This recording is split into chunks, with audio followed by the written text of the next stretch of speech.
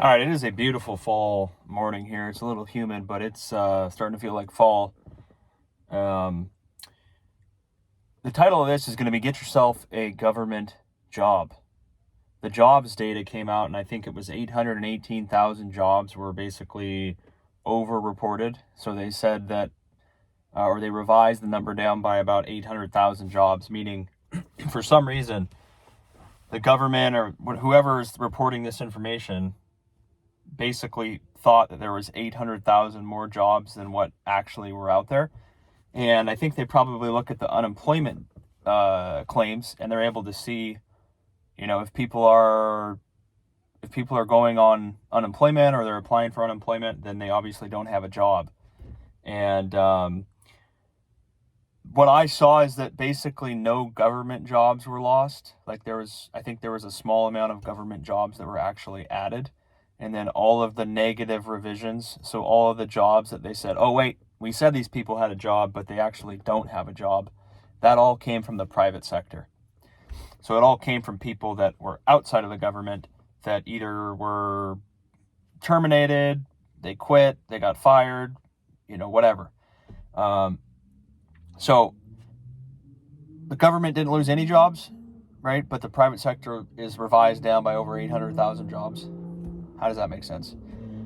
I don't know how you can trust any of this data they come out with anymore because it's consistently wrong. It seems like it's been months and months and months of getting the number way wrong. And in the following month, they always revise the number down.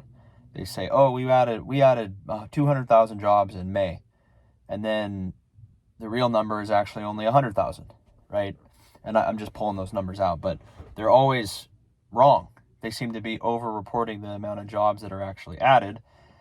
And now they're saying they're 800,000 jobs off. I think it's for a 6-month period. I'm not looking, I haven't actually looked too much at it, but when you're that far off, it kind of makes you think like you have a bad model, right? If you're putting bad data in, you're going to get a bad conclusion out of it. You're going to have bad numbers to report. So if you can get a government job, it seems like that's such a great gig, right? They're not held to any standard of having a profit and loss. You get benefits that a lot of other people don't get in the private sector. You have insane job security. Once you're in the government, basically they're not going to fire you ever. As we just saw with these numbers, they fired 800,000 people, or 800,000 people that they thought had a job did not have a job from the private sector. But if you're a public sector or a government employee, no one lost their job. The only people that lose their jobs are the people that voluntarily leave and they decide to go do something else or they retire or whatever. But even when people retire in the government, a lot of times they're on a pension or they have benefits that are much, much better than private companies have. So part of that's probably the problem or the issue with a lot of countries is that they employ a lot of government employees. The government employees are not overly productive. They're not held to the same standard that a private employee would be, or employees of the private sector. The private sector is actually somewhat quick to fire you or move on from an employee if they're not being productive, especially at a smaller company. They will move on from you quickly if they're not getting value out of you or you're not doing what your job responsibilities are. There's not all the safety that there is in a government job. So I can understand why people would want to work a government job. Like I just said, the job security is high. No one holds you to a standard. You don't have to worry about losing money or anything because it's just the government. It's no one's actual business. It's just a sector of the government. And just like I said with the post office in a different video, it doesn't matter if you lose money because it's no one's actual money. There's no shareholders to report to. You don't have a stock price. You might have a manager or a boss, but they don't care.